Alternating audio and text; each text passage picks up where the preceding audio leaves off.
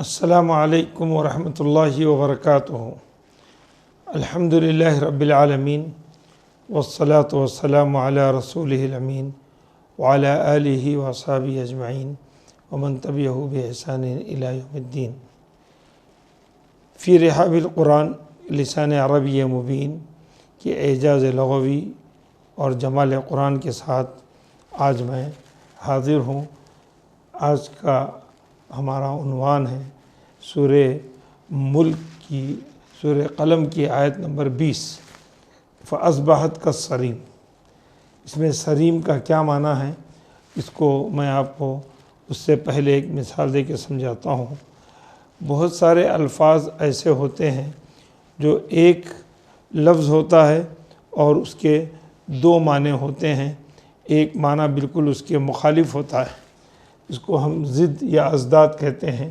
جیسے عربی کا ایک فعل ہے شرا یشری، اس کے معنی دو معنی ہوتے ہیں، اس کے معنی خریدنے کے بھی ہیں، اس کے معنی بیچنے کے بھی ہیں۔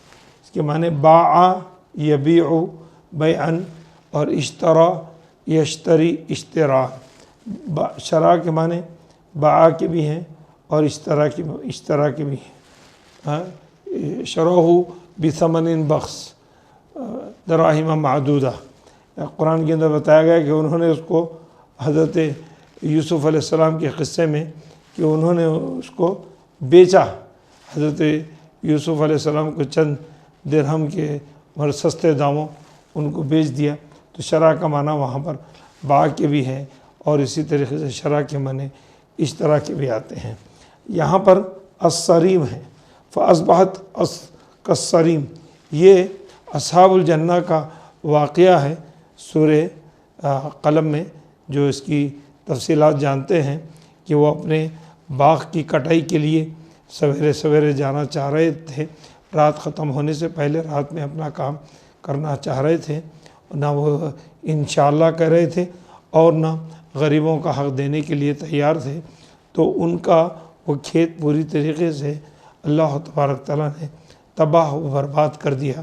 فَأَصْبَحَتْ كَالصَّرِيمِ، تو وہ پوری طریقے سے ختم ہو گیا، کٹا پھٹا ہو گیا۔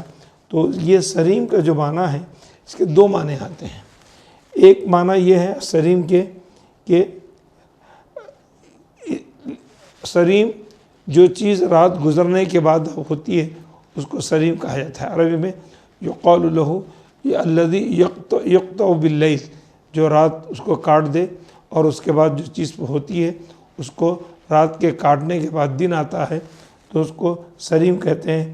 اسی طریقے سے یقال صریحا لأنه یقطع النہار، اور دن کٹنے کے بعد جب رات آتی ہے تو اس کو بھی سریم کہا جاتا ہے۔ تو مفسرین نے یہاں پر سریم کا معنی کہ وہ لوگ رات میں جا رہے تھے، رات کٹنے کے بعد سویرے سویرے وہ اپنے معاملات کو پورا کرنا چاہ رہے تھے، تو رات ہی میں ان کا کھیت اللہ تبارک تعالیٰ نے اس کو جلا دیا، تباہ و برباد ہو گیا۔ تو اس کو سریم یہاں رات کے معنی میں لیا گیا ہے۔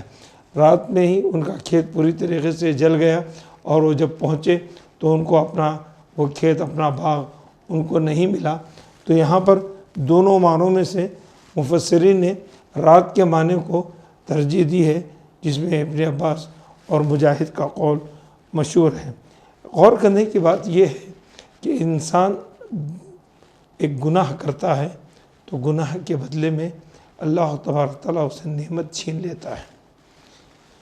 تو اس احساس کو انسان کے اندر ہونا چاہیے کہ وہ اللہ سے جب گناہ کرے تو اس کا توبہ کرے، استغفار کرے، قبل اس کے کہ اللہ تبارک تعالیٰ کا عذاب اس پر آئے، جیسے یہاں پر اصحاب الجنہ پر اس کا عذاب آیا تھا۔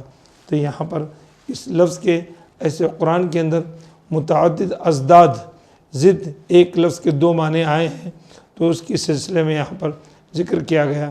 اس کو رات بھی کہا جاتا ہے، رات کٹنے کے بعد کا حصہ یا دن کے کٹنے کے بعد کا حصہ۔ فَأَصْبَحَتْ كَالصَّرِيمِ، تو یہاں پر رات کے کٹنے کے بعد کے حصے کی طرف اشارہ کیا گیا ہے۔ السلام علیکم ورحمۃ اللہ وبرکاتہ۔